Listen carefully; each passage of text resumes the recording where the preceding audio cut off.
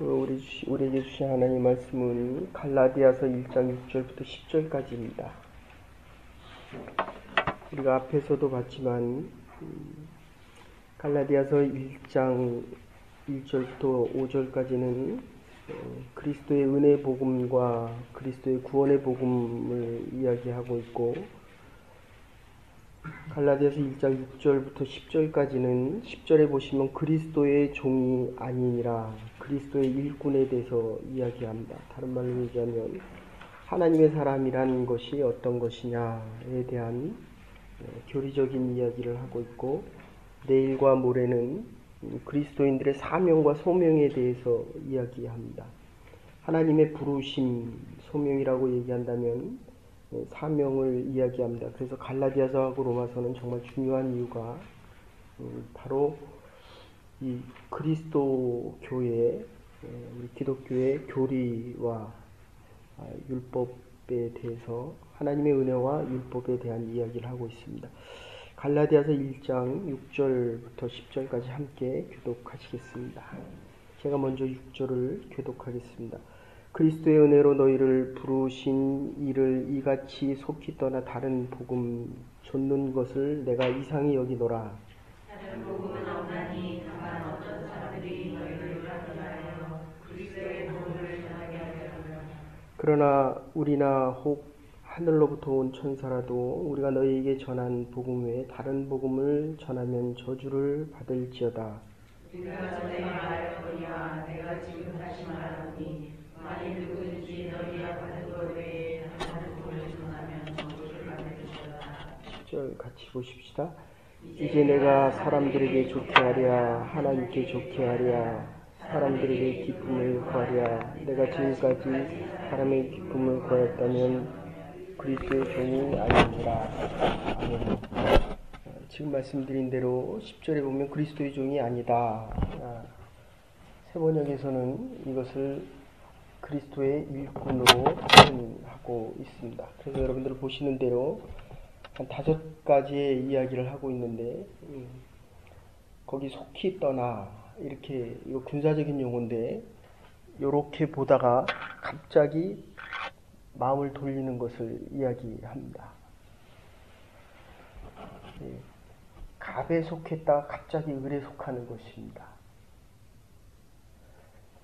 여당에 속했다가 갑자기 야당에 속하는 것을 이야기합니다. 그 이유가 뭐냐? 그 뒤에 보면 요란케 되었다. 원어상으로는 미혹당했다, 이렇게 표현합니다. 그러니까 마음이 변한 이유는 그리스도의 은혜 안에, 아까 말씀드린 대로 그리스도의 은혜입니다. 은혜 때문에 구원의 복음을 받은 자들, 이것을 지금 그리스도의 일꾼이다, 그리스도의 종이다. 그리스도의 종이 하는 일은 하나님의 부르심을 확인하고, 콜링입니다. 이거 내일 말씀드리겠습니다. 콜링 받은 자들이 하나님께서 우리에게 맡겨주신 일들을 하는 것입니다. 그러니까 이게 로마서에서는 조금 다르게 표현되는데, 하나님의 칭의와 하나님의 공의에 대한 은혜와 율법의 관계를 이 갈라디아서에서는 하나님께 받은 이 은혜 받은 자들이 자꾸 과거로 돌아간다, 그것을 미혹당했다라고 얘기하고, 다른 말로 표현하면 간음했다, 이렇게 표현합니다. 오늘 본문에서는 요란케 되어 미혹당하는 모습을 봅니다. 그러니까 로마서에서는 하나님의 일꾼에 대한 이야기, 자기 정체성에 대한 이야기입니다. 우리는 하나님의 사람들입니다. 그래서 뭐라고 얘기합니까? 이 9절, 10절 거기 보면 그리스도의 복음 외에 다른 복음을 전한 자가 있으면 천사라고 할지라도 저주를 받을 것이다. 그래서 이 다른 복음의 의미는 영어에서 우리가 보통 얘기하면 one another를 이야기합니다. 하나의 복음이 있으면 다른 복음을 이야기합니다. 여기서는 행위를 강조하는 복음이요, 율법주의를 이야기합니다. 그래서 지난주에도 말씀드렸지만 이 갈라디아서가 6장밖에 안 되는데 로마서는 16장이나 됩니다. 한 3배나 적은 것을 로마가 갈라디아서를 2번 주석을 씁니다. 그리고 흰 마귀와 검은 마귀가 있는데, 흰 마귀는 검은 마귀 위에 저기 뒤에 우리 집사님 하얀 옷 입은 것처럼 하얀 가운을 입었습니다. 그러니까 얼굴은 검은데 하얗게 보이는 것입니다. 말과 행위로서 나는 의인인 것처럼, 나는 성스러운 것처럼, 그리고 나는 율법대로 사는 사람처럼 변장하는 것을 이야기합니다. 저는 그렇게까지 동의하고 싶지는 않지만 당시 율법을 강조하는 유대주의자, 그리고 루터가 이 갈라디아서를 주석할 때 그 대상은 사실은 캐톨릭의 교황이었습니다. 저는 여기까지는 동의를 하지 않지만 어쨌든 보십시오. 하나의 복음이 있는데 이거 기독교의 복음입니다. one, 영문과 맞지? 그리고 another, 그리고 나머지 이방 종교, 이슬람과 불교와 힌두교, others를 이야기합니다. 그런데 이 다른 이 기독교와 로마교 율법을 중시하는 유대주의, 오늘 본문에서는 사실은 공리주의와 그리고 조금 더 나가면 인본주의를 이야기합니다. 그런데 이 다른 종교들에게 가장 우리가 조심해야 될 부분은, 제가 여기서 3년 동안 불교를 했습니다. 영성신학을 하면서 불교를 전공했는데, 불교는 스스로 각을 하면 해탈이 가능해집니다. 행위입니다. 행위. 그리고 지금 IS, 이슬람교의 극단주의자들이 폭탄을 짊어지고 왜 뛰어드냐 하면 행위입니다. 성화되어질 수 있다. 그러니까 로마교에서 득도할 수 있다. 해탈할 수 있다는 것을 영원한 영생으로 갈 수 있는 것이 행위로서 가능하다. 이렇게 표현되어지는 것입니다. 그런데 기독교는 절대적인 은혜입니다. 그래서 6절까지 은혜 복음, 그 은혜 안에 구원이 있다. 이렇게 이야기했습니다. 저와 여러분들이 지금 이 자리에 나온 것은 내가 결단해서 나왔지만 하나님의 은혜 없이는, 성령께서 깨우지 않고는, 그러니까 우리가 신앙생활하면서 정말 조심해야 될 부분은 내가 무엇을 했다라고 하는 것은 율법입니다. 내 공로주의입니다. 그리고 그 안에 인본주의가 들어가 있다는 것입니다. 그러면 하나님의 은혜는 더 이상 없습니다.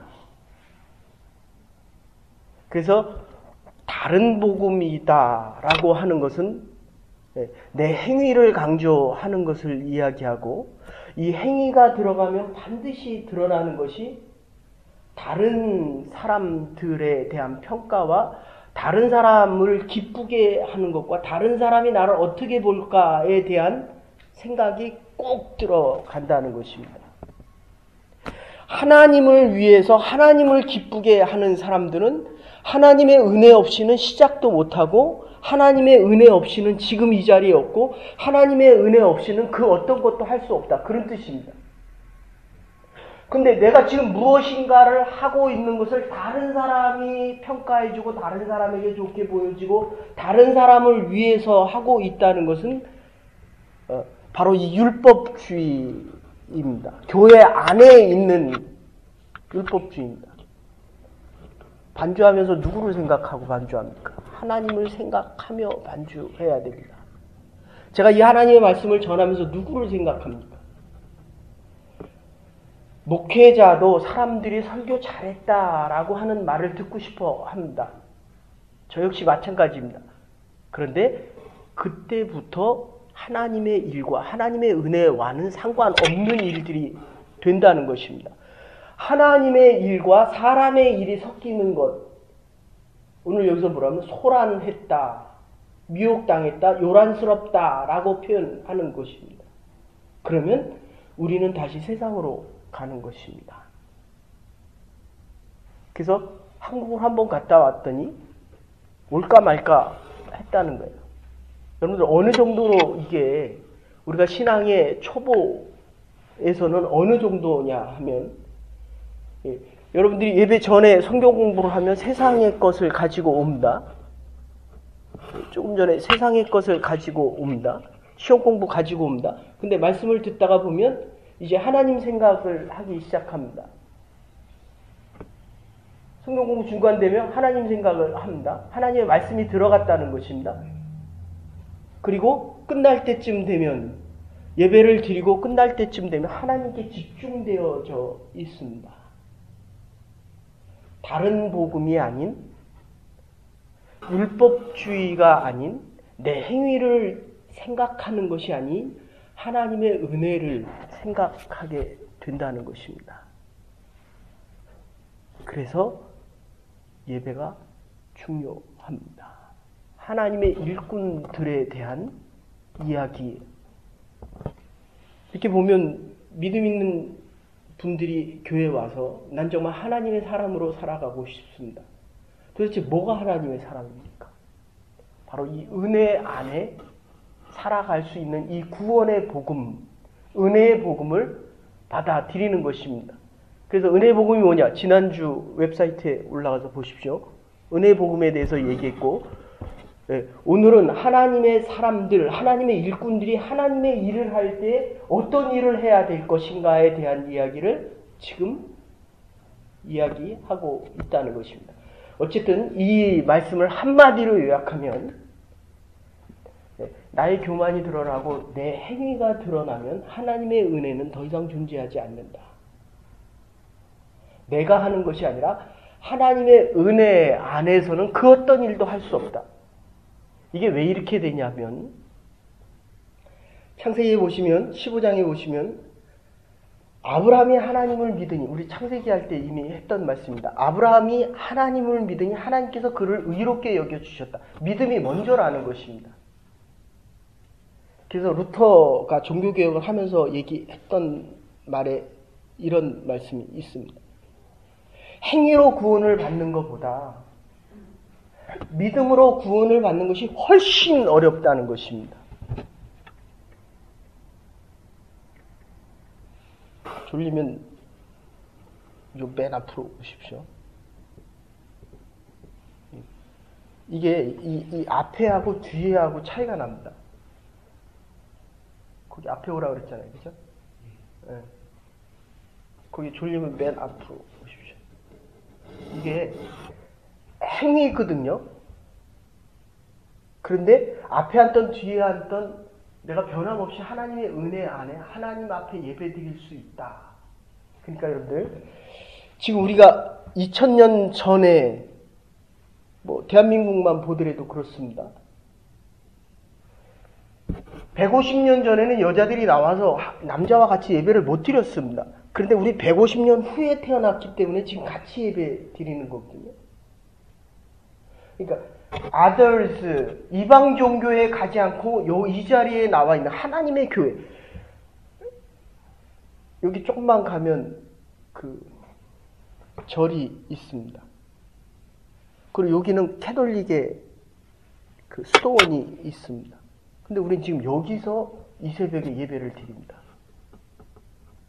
하나님이 성령을 통해서 우리를 깨워주시고 성령께서 우리에게 말씀하시지 않으면 이게 불가능하다는 것입니다. 절대적인 하나님의 은혜가, 그래서 이 결론은 뭐냐면, 하나님의 절대적인 은혜에 단 1%의 행위가 들어가도 우리는 율법적으로 행한다, 이런 뜻입니다. 신사참배를 할 때 국민의례다라고 바꿔서 그냥 국민의례니까 나와서 신사참배를 하라라고 할 때 기독교인들은 정말 진실한 하나님의 사람들은 절대로 그 앞에 가서 신사참배를 안 했습니다. 그래서 우리 기독교 처음 시작 자체가 그렇습니다. 태국의 기독교가 먼저 들어갔습니다. 훨씬 먼저 들어갔습니다. 중국은 경교 한 400년 전에 먼저 들어갔습니다. 15세기에. 그런데 태국 같은 경우는 이게 국교가 불교이기 때문에 절에 나가면서 교회 나와라 이랬어요. 가능하잖아요. 뭐가 문제입니까? 예배드리고 절에 가라는 거예요. 그래서 태국 기독교는 아직도 정말 소수입니다.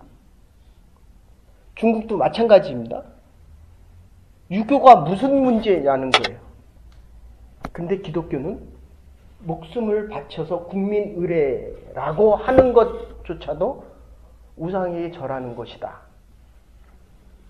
나오면서 끊으라는 것이 아니라 심지어 술과 담배와 우상에 대한 숭배를 끊어버리고 나오라고 이야기했습니다. 이게 기독교의 모습입니다.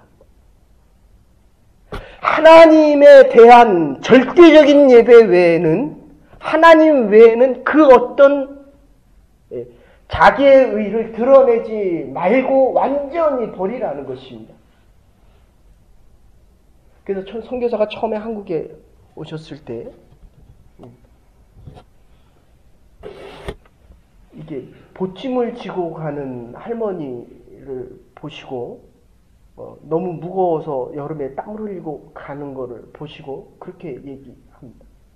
차에 타십시오.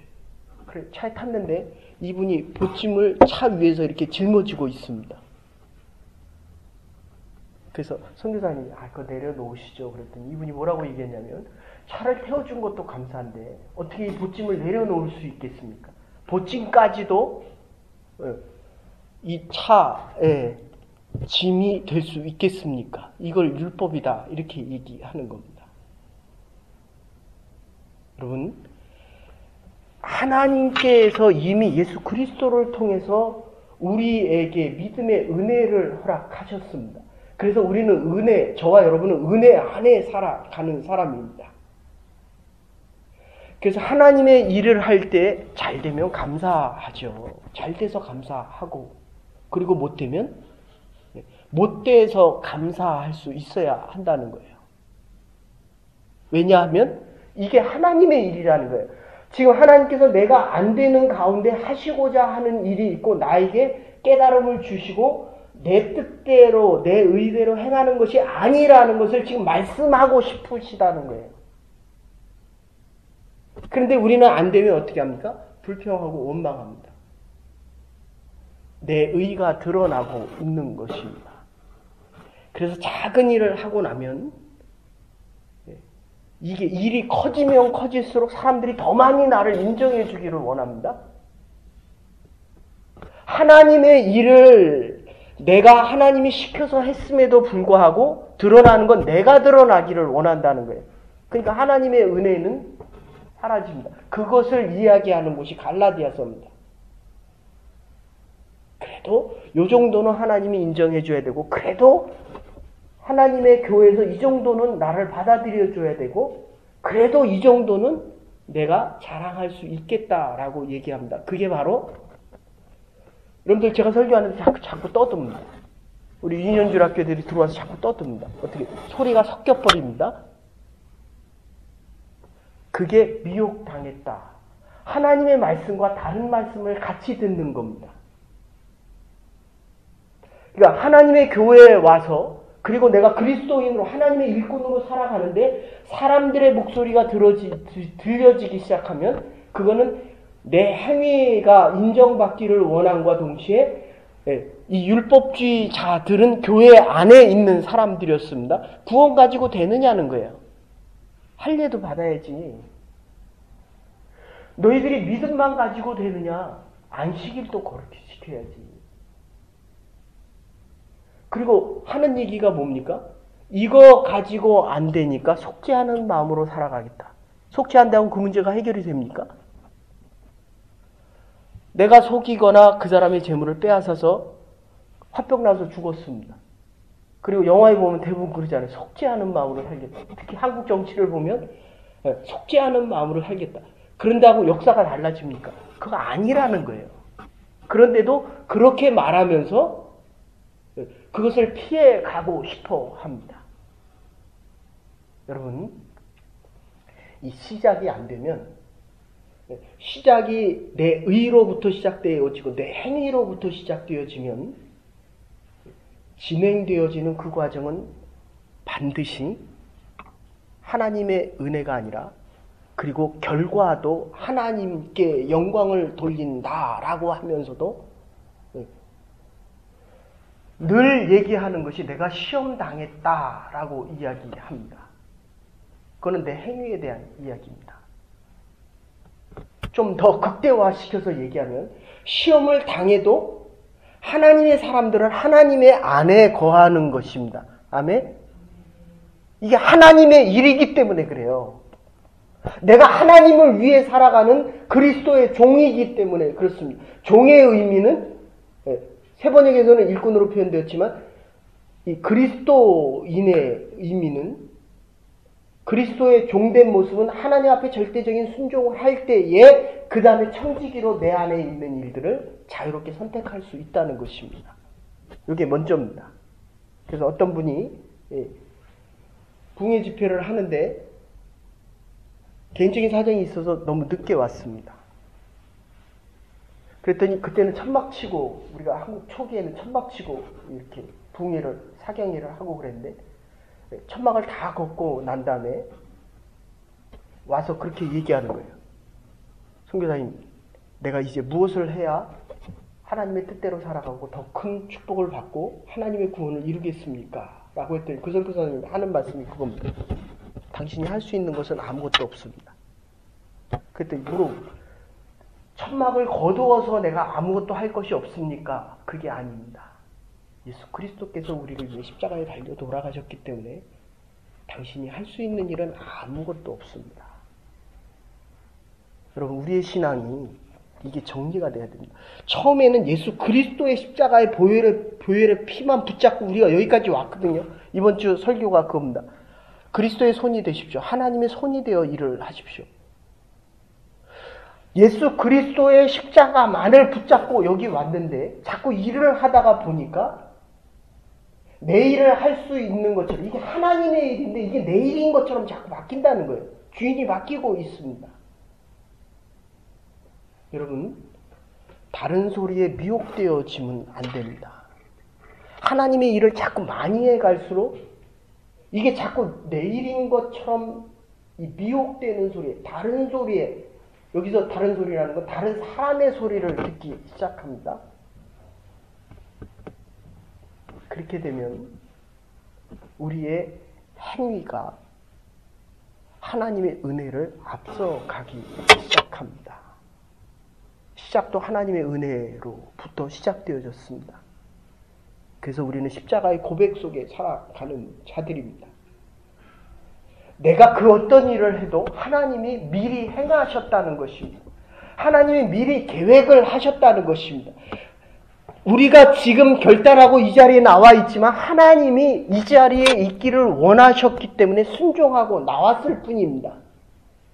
그래서 하나님이 지금 이 자리에서 나를 불러가도 하나님께서 내가 원하는 대로 행하지 않아도 그것은 하나님의 일이라는 것입니다. 내가 잘못하고 내가 죄가 있고 내가 무능해서 그 일이 안 되는 것이 아니라는 것입니다. 이 믿음 속에 살아가는 하나님의 사람들이 되기를 주의 이름으로 축원합니다. 반드시 이 의와 하나님의 의와 행위와 하나님의 은혜가 같이 가는 것이 아니라 하나님의 은혜가 절대적이 되지 않고는 우리의 행위를 평가받고 싶어하고 드러내고 싶어하고 이것이 더 낫다고 인정받고 싶어합니다. 저와 여러분은 한 것이 아무것도 없습니다. 그래서 하나님께서 원하시는 것은 우리가 아무리 못해도 하나님의 은혜가 더 크다는 것입니다. 그래서 고린도전서 8장 13절에 보시면 이런 말이 나오는데 로마서 우리가 했습니다. 로마서 9장 3절에도 그렇게 얘기합니다. 다른 사람이 구원에 참여하지 못하면 내가 생명책에서 지워지더라도 그것을 감당하겠다라고 얘기하고 로마서 8장 13절에는 그렇게 이야기합니다. 죄송합니다. 고린도서 8장 13절에는 그렇게 얘기합니다. 내가 먹는 것으로 인해서 저 사람이 시험을 당하면 내가 그거 먹는 것조차 고기를 먹어서 시험을 당하면 그거 안 하겠다는 거예요. 근데 우리는 상관없이 하잖아요. 그리고 스스로 만족해하고 스스로 기뻐합니다. 하나님의 은혜가 먼저입니다. 오늘 하루 여러분이 어떤 계획을 가지셨든지 하나님에게 물으십시오. 성령을 통해서 말씀하실 것입니다. 오늘 이 순간 하나님께서 주신 은혜의 시간들입니다. 그래서 우리는 할 것이 있습니다. 이거는 내일과 모레 하나님이 이 자리에 부르신 이유, 콜링은, 소명은 하나님의 일을 맡기기 위하십니다. 사명을 위하심입니다. 은혜의 복음이 있었던 것은 우리를 구원하시기 위함이었습니다. 구원받은 자들은 다른 소리에 미혹되지 않습니다. 다른 소리에 흔들리지 않습니다. 사람들이 칭찬하기를 원하지 않습니다. 내 마음속에 벌써 다른 사람이 나를 어떻게 평가할까 칭찬해 주기를 원한다라고 그런 마음이 들었을 때는 벌써 나는 미혹되고 있었다는 것입니다. 그리고 나는 내 행위를 드러내고 있었다는 것입니다. 그러기에 나에게 들려지는 복음은 다른 복음입니다. 우리의 마음은요, 정말 속히 바뀝니다. 다른 사람이 좋은 얘기하면 좋게 보고 그 사람을, 그리고 다른 사람이 나에게 싫은 말을 하면 속히 다른 복음을 듣고 싶어 합니다. 편하고 좋고 복되다라고 얘기하고 할례로 되겠느냐, 아니 믿음으로 되겠느냐, 할례가 필요하다. 안식일을 그렇게 지켜서 되겠느냐, 그 믿음 가지고 우리가 구원의 완성을 이룰 수 있겠느냐? 아닙니다. 믿음 하나로 우리의 구원이 시작되어졌고 마지막까지 믿음으로 우리의 구원의 완성이 되어지는 것입니다. 하나님의 은혜 안에 시작과 마지막 하나님의 부르심에 응답하며 살아갈 수 있는 복된 하나님의 사람들, 주의 일꾼들, 하나님의 일을 위해 살아가는 하나님의 소명자들이 될 수 있기를 주의 이름으로 축원합니다.